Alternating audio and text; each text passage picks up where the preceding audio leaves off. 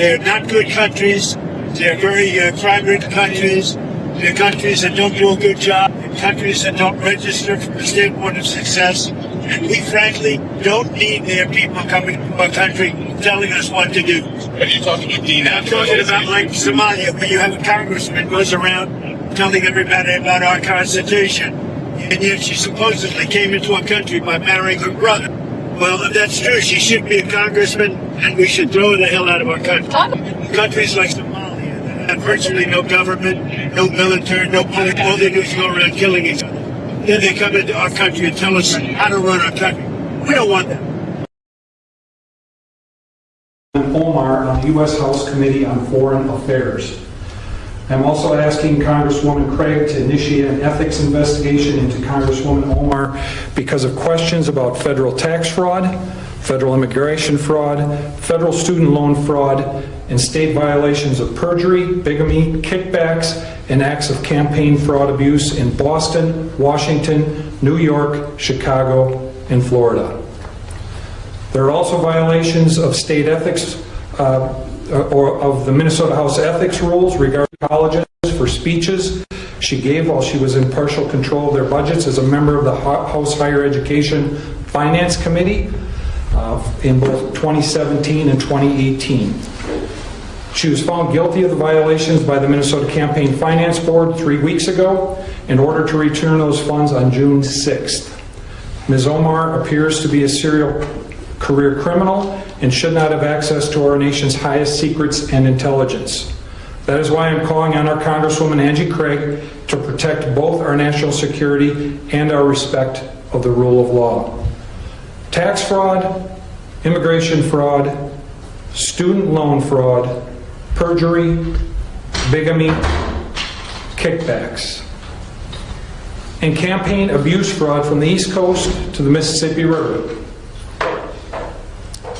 If those charges have been brought against Congresswoman Michelle Bachmann, the Star Tribune would not have said on Sunday that she was attempting to, quote, skirt the law, and then followed up with a front page story the next day on a pie-in-the-sky proposal that had zero chances of becoming law. Minnesota deserves better. America demands more. I'm presenting you with a copy of my letter and just a sampling of the materials available to you on these topics, and we'll take your questions. Here's the sampling of materials that I have offered you today. Anybody who would like them, there's many more than this available all over social media and in printed publicity and elsewhere. So with that, ladies and gentlemen, I'll take your questions. Yes, Representative, why are you asking Angie Craig, Congresswoman Craig, to open this ethics investigation? Unless I'm missing something, I think she's on the Transportation and Agriculture Committee. Yeah, she's my congresswoman. I'm from the 2nd District. That seems to me to be the best place to ask your elected representative to represent you in forming an ethics investigation. Oh, so are you doing this as an individual citizen of Minnesota, or are you doing this as representative? Well, I'm doing it as both. I'm a constituent of hers, and I am asking her as a constituent and presenting it here today as a state representative, but asking her as a constituent to bring forward an ethics investigation. I could ask Nancy Pelosi, but she doesn't represent me. Congresswoman Craig does. Are you only allowed to ask someone who represents you? The reason I'm asking is, I mean, you know the party of the Congresswoman, and I would assume the chances of it happening are pretty slim. Why not ask a Republican congressperson? Well, I mean, you could ask any member of Congress. Angie Craig is my U.S. House of Representative, my U.S. Congresswoman, and because of that, she is the one that made most sense to me to ask to represent me and represent this pursuit of justice and the respect for the rule of law. And analysts will say this is just an attempt to embarrass her or put her in a tough position as opposed to just getting the job done by going and asking a Republican congressperson to pursue what you want to do. How would you respond? Well, this is not about Congresswoman Craig. It's not about Republican or Democrat. It's about an avenue for me to bring forward these questions and get it in front of the U.S. House of Representatives. What's the history of these such a requests for investigations? Does Congress respond to them? I believe some of them they do. Some they find is superficial and don't. I haven't really dug into that myself, but I expect and have heard that they receive a lot of requests. Certainly, I don't know that many of them or all of them contain the level of importance or the level of detail and information available that this already does. Are you expecting more information to come out related to some of the questions you raised here in this document? I am. As a matter of fact, I talked to one of the people, David Steinberg, who has done a lot of the work. You will see his blog posts in here that have the social media that some of you in the Minnesota media here have referred to, and if I can be critical, somewhat dismissed because it wasn't something that you found, but something that he found.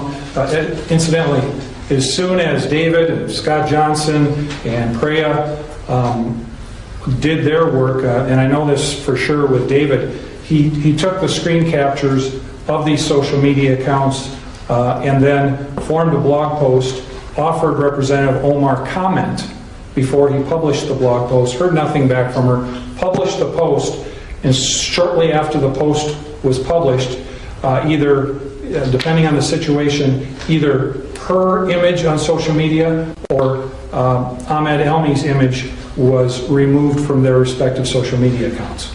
And I think that's important for you in the media to note as you try to discern what motives are and where the truth lies. What's the end game here? The end game is to find answers.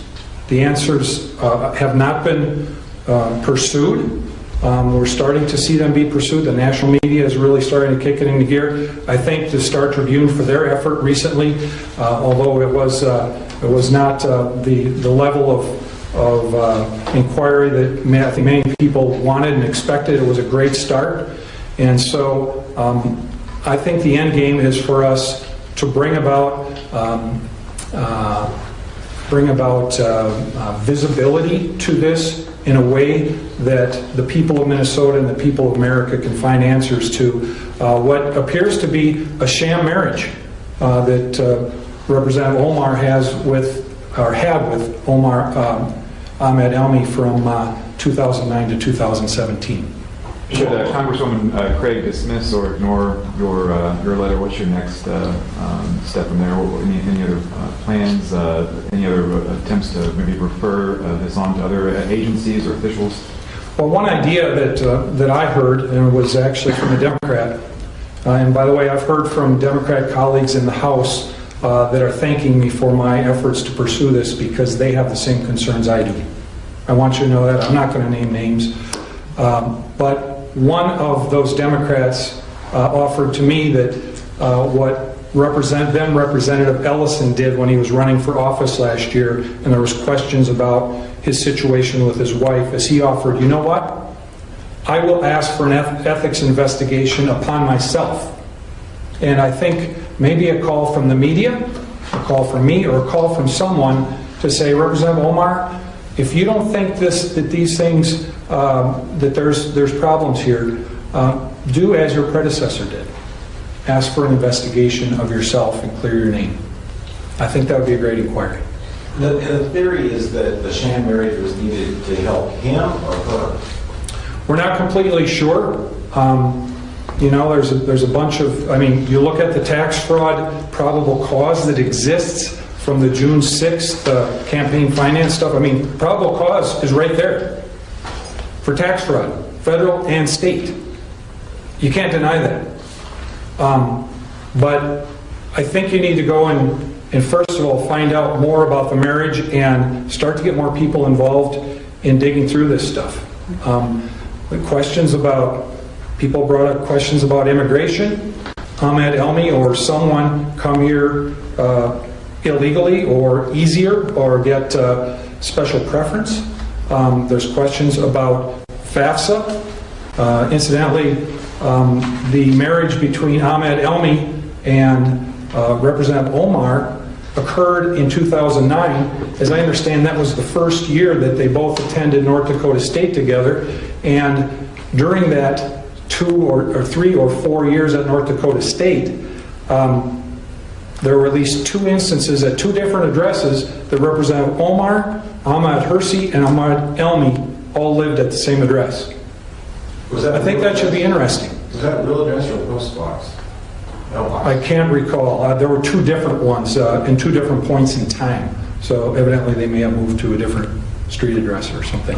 Representative, have you contacted Representative Craig to let her know that this was coming, or she just... I have not, and I haven't talked to Representative Omar about it either. I know that was a question last year when I brought up the fact that Representative Omar was taking money from 3 different 3 different state higher education institutions directly in conflict with Minnesota House rules, which she eventually then returned those thousands of dollars to them, realizing that she was wrong in doing that. But I was asked by the media last year that very same question. Oh. Well, the Campaign Finance Board does do criminal referrals about campaign finance related items, and if you'll read the Campaign Finance Board's findings and orders from June 6, you'll realize as they form their context out for it that they limited their approach to items that concern campaign finance and didn't, as a matter of fact, they didn't even see the tax forms. Right, but they didn't feel that the campaign finance portion of this reached a criminal element, in their opinion. Well, she broke the law and she's paying the money back. Right. She broke the law. Right. But I guess I'm just wondering if it appears that people who do have access, obviously a U.S. attorney, the Campaign Finance Board that regularly can refer items to criminal entities or criminal investigators, they've had access to this and they haven't done that yet. I mean, are they remiss in their actions? I think we all are.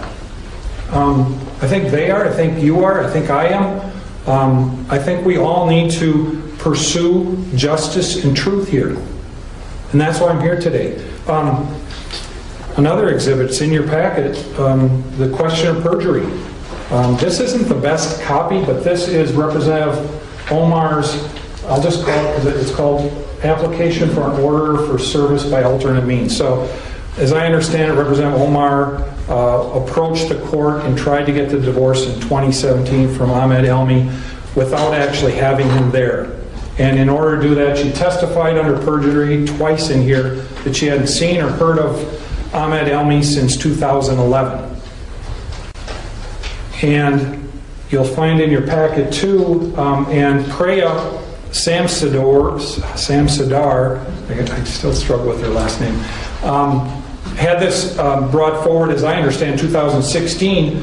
This is the affidavit of service of the eviction notice for Ahmed Nur Said Elmi in 2012, a year after she said she had last heard from him, less than 10 blocks from where she lived in Minneapolis.